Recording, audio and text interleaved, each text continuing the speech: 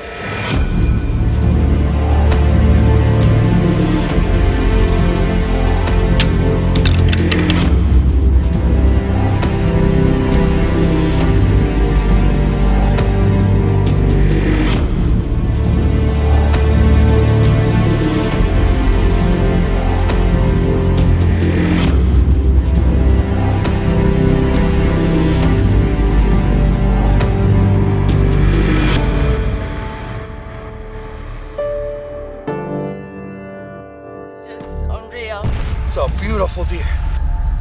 Yes. We just got settled in our tree. We saw a lot of deer this morning. We weren't able to make it happen, but we're hopeful this afternoon. It's a good looking spot. Beautiful hardwood flat next to two young pine thickets. Good bedding area. Lots of acorns in the woods. It's been real dry this year, so the food plots didn't come up. I think this is going to be an area the deer have been feeding a lot, so we'll see.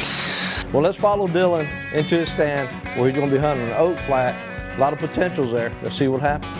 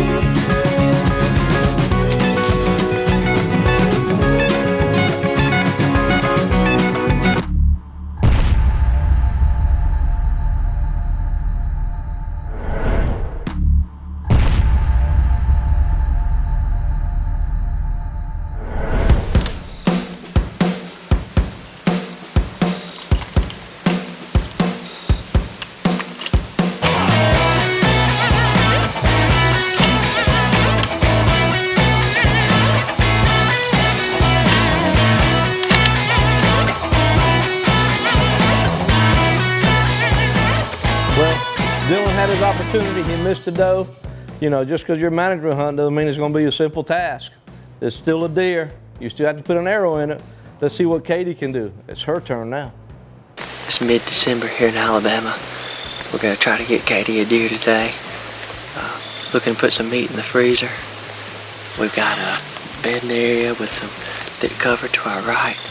To our left is hardwoods. It's been a real dry year here in Alabama, so the green fields didn't come up very good. There's plenty of acorns in the woods, and these deer have been moving out of this bedding area and crossing this lane that we can see into this hardwood area. So maybe we can get a buck today, but definitely looking to get some meat in the freezer. So y'all stay with us.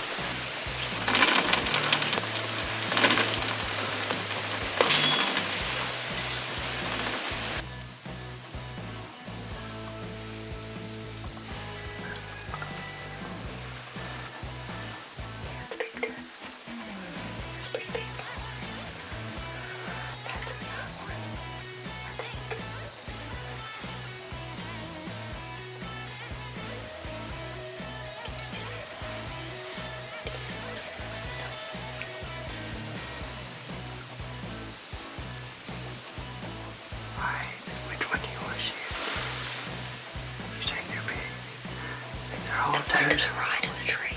Is that the one that was in the lane? Yeah.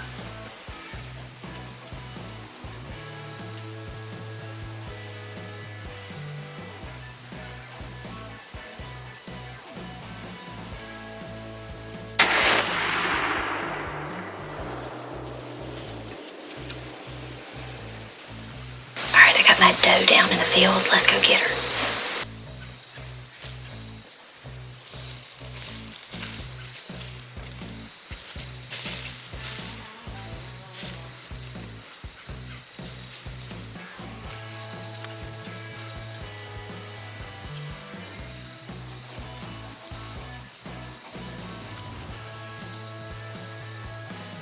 All right, we got our mission accomplished. We got a nice doe on the ground, meat in the freezer. Katie made a good shot on it. Looked like a spine shot in the video. I was sure it was, but it was actually just a little far back. But she hit the ground and never got up, so you can't ask for more than that. What do you think? I'm excited. All right, guys, y'all stay tuned. Dylan, that's how you put a doe down. Granted, she had a rifle, but she put one down, brother.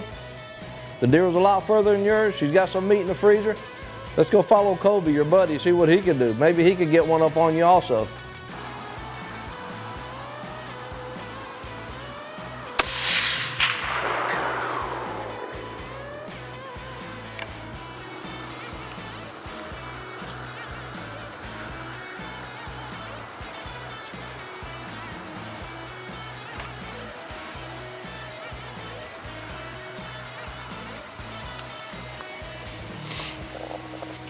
Man, what a shot. Golly. It's a long shot. 206 yards, 26 degrees, chip shot. Great shot, Colby. What a great shot that was. Long distance, doe down, meat in the freezer. Now we're going to follow Dylan to the stand where he's going to be greeted by an unwelcome visitor.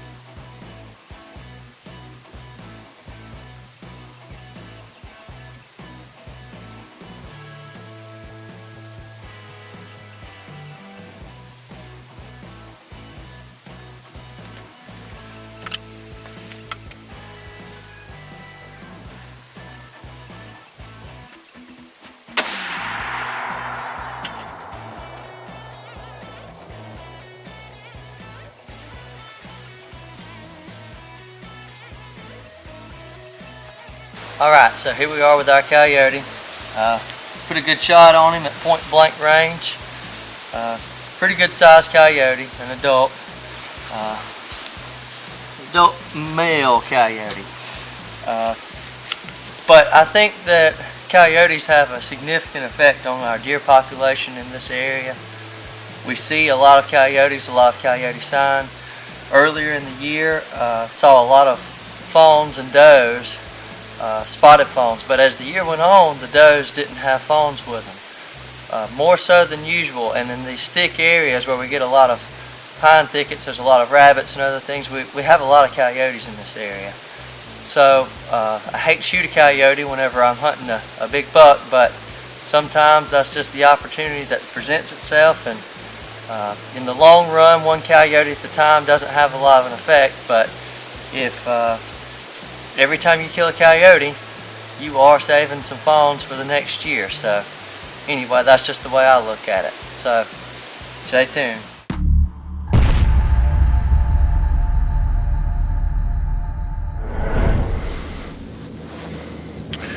It's November, mid-November in Illinois. We're hunting the rut. It's been kind of an unusually hot rut November over here in Illinois. We're hunting a stand we call the North Point. It's a really good stand. There's a lot of does in here. That's where you want to be when the rut's on. We've been getting a big buck. We gave him a name, Superman. One of my friends called him Superman because he's a super buck. And we were getting a lot of pictures from him in October and just a few early November. It's mid-November now, and he's kind of disappeared. We're a little scared he took off. There's plenty of does here, but you never know where he could have found himself another hot doe and taken off from these parts. So we're a little worried he might have gotten out of these woods and pushed on, but he's a good buck. He's a real good buck.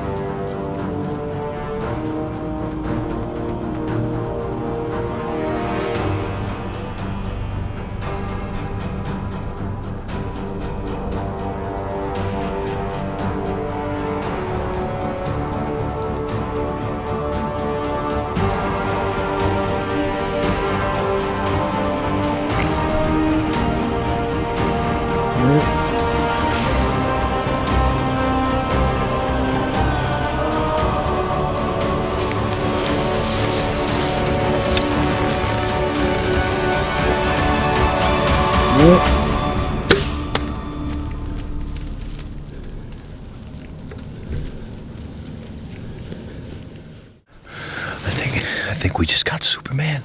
In fact, I know we just got Superman. We were hunting out here. We're having a real slow morning. Had some does out in the morning. I spot them. I look through the woods with my binoculars and I spot a big buck coming out. I can't see too good. I think it's him. I think it's Superman. The buck we've been getting on camera a lot. He's been gone for the last week or more. I know it's him. I pretty much think it's him. He comes out in the woods. You can't see him that good. He starts walking away. I grunt at him. About a couple seconds after that, I hear some trees breaking and branches snapping and everything. And I think it's because I grunt at him and he's trying to show his dominance. He thinks there's another buck here. Here we are 35 yards from the stand. It's back there. About 15 yards from the decoy. I didn't want to let him get too close to that decoy so it wouldn't get spooked. Right there, baby, covered in blood. Just what you want to see. A beautiful pass through. I know where the deer is. I still like tracking these deer just to see the whole reaction. You can see the blood just coming out of him all over the place. You see that blood right there? You see this blood? He's bleeding. I thought he turned in, but I don't know, maybe he didn't turn in. See all this blood? Can you see it there? You see it there, cuz? A lot of this blood's in the soil. This thick, rich Midwest soil that grows these big bucks. You can see some of that blood just soaking into the ground. See, like you can't really see right now, cuz. Where's the blood at? And here he is, boy. Look at that buck. Look at the mass on that. I can barely get my hands around him. You get that blade there, cuz? Look at that. That is a nice, mature, Midwest Illinois, massy, thick. He was just fighting. He whooped that other deer's butt, the one we call Superman. That was the one we were hunting. Superman might even have more inches, but he ain't as mature and as thick as this deer is.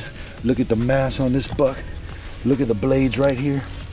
Look at that, looks like a spatula. He's got 3 points of pinchfork sticking out. He's got junk all over the place. Look at that, I can barely get my hands around him. He's got this fork over here. 1, 2, 3, 4, 5, 6, I'll count it, 7, 8, 9, 10, 11, 12, 13, 14, 15, 16, 17, 18. I'll count that one, 19, 20, 21, 22, 23. Might not be all scoreable points, but he's got at least 15, 16, and he's bad to the bone, baby. Bad to the bone. Javier, awesome job, man. That's the deer that you have had on camera. Congratulations on a Superman of a buck, brother. Congratulations, man. You do it every year in and out. Hey folks, what an exciting hunt and episode we have for you this week. Be sure to stay with us next week where we got some more exciting action coming up, but also be sure to follow us on social media, Instagram, Twitter, Facebook, and our website. Till next week, so long from Mass Pursuit TV.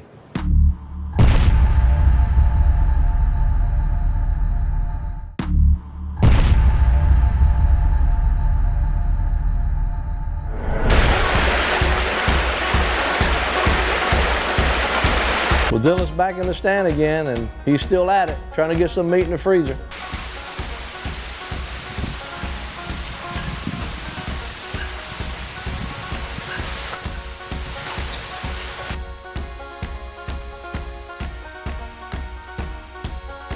After sitting in the stand for a while, he's starting to see some action. It's starting to pick up.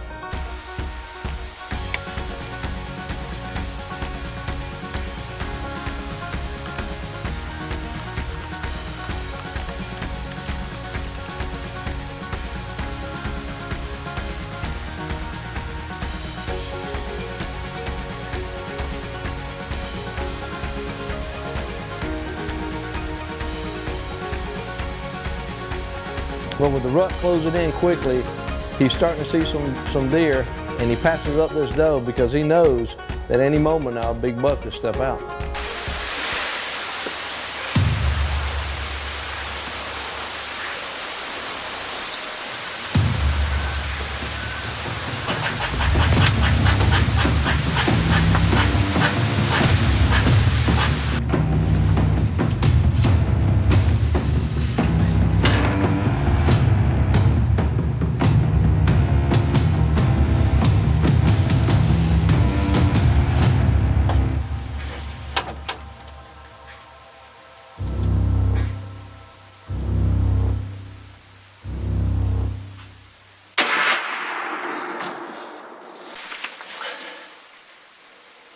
Just had a couple of pretty good bucks come in together. I think I made a good shot on him. He was walking straight at me, maybe a little bit quartering.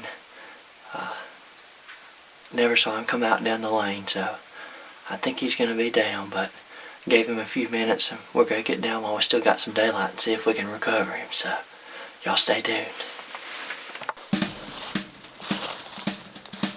There he is right there.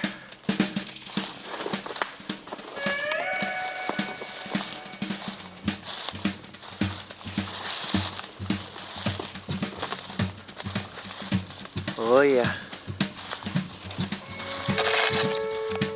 It's a good looking deer.